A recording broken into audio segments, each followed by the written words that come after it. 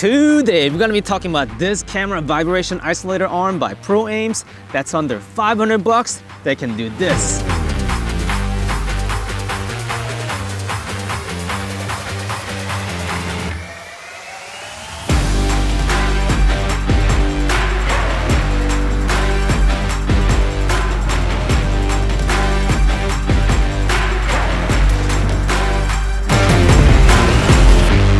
Everyone, meet Pro-Aim Airway V5. She is a beauty. All metal body construction.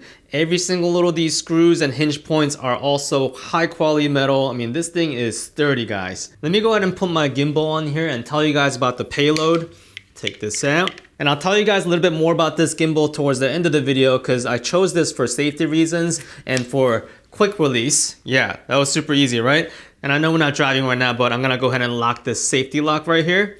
All right, so the payload on this rig is between 3 to 7 kilograms, which translates to about 6.6 pounds to about 15.4 pounds. And the gimbal setup I have here right now is a little shy of 6.5 pounds. With this safety mechanism, I built this around it. It's probably about 6.6 pounds exactly. So right now, I'm gonna go ahead and loosen this spring tension knob all the way down. What you wanna do is have this about parallel to the ground. And we can also control the hydraulic dampening here. So let me see.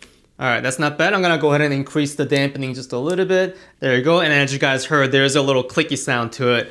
And even with the short arm, it does have a pretty decent suspension travel. So now you're ready for those potholes on the beltway. And speaking of potholes, the reason why I have these little magic arms held by this cheese rod, because I wanted additional support for the gimbal. Pro-Aim does provide a very strong 1/4-20 screw, but depending on the gimbal's receiving end, you may want to secure it even more. Now this gimbal is the Weebill 3S, and it happens that it has the quick release, but it also has 2 1/4-20s on the side. And when you first look at this, you might be thinking, doesn't that kind of constrict the movement of the vibration isolator? If you follow the Rig's core, you notice that it's not touching any of that and you still maintain that vibration isolation. But I love the fact that Airway V5 has plenty of 1/4-20 threads. You have one in the middle, which I'm using right now, and you have 4 in the corners. There's also 4 1/4-20s on the bottom plate. What you don't want to do is attach your gimbal to those since this part is part of the core. Now the whole thing is held by this heavy duty lock scaf. I'm gonna go ahead and unscrew this at the end of the video so I can show you. But this is compatible with 38mm to 42mm rods, which translates to about 1.5 to 1.65 inches, which is a little too thick for what I had. So this is what I had, guys.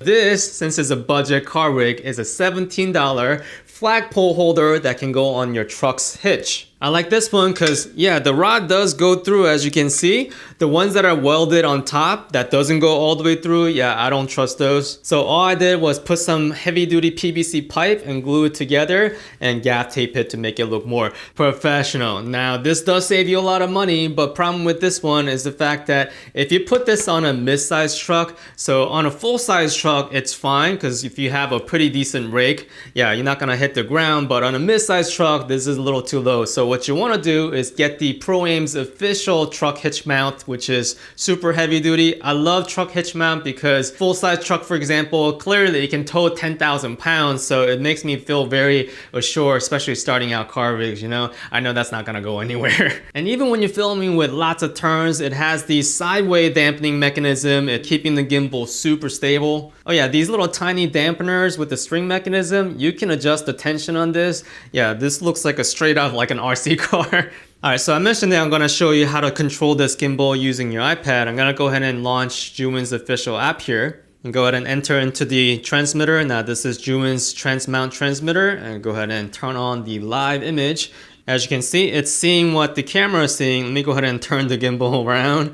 Here you go, this is what my room looks like. And what's cool about this, everything is kind of all in one. So I have Juwin's focus motor here. So let me go ahead and click on the follow focus. Yeah, this controls the focus from the iPad while you're looking at the image. Oh yeah, there's one more cool thing about this app is that you can go to control mode and change it to motion control. And guess what? If I turn this on, yeah, and you can kill the tilt axis, so you're only controlling the pan. So yeah, this might be a little bit more intuitive depending on the scenario, but there you have it, guys. Oh yeah, I promised that I was gonna tear this down at the end of the video, so let's see how quickly I can disassemble this. So I'm gonna go ahead and undock this lock right here, push the safety mechanism, gimbal is off, and then the screw right here. And you don't have to like unscrew it all the way, just enough so that you have space to do this. That comes off, and bam.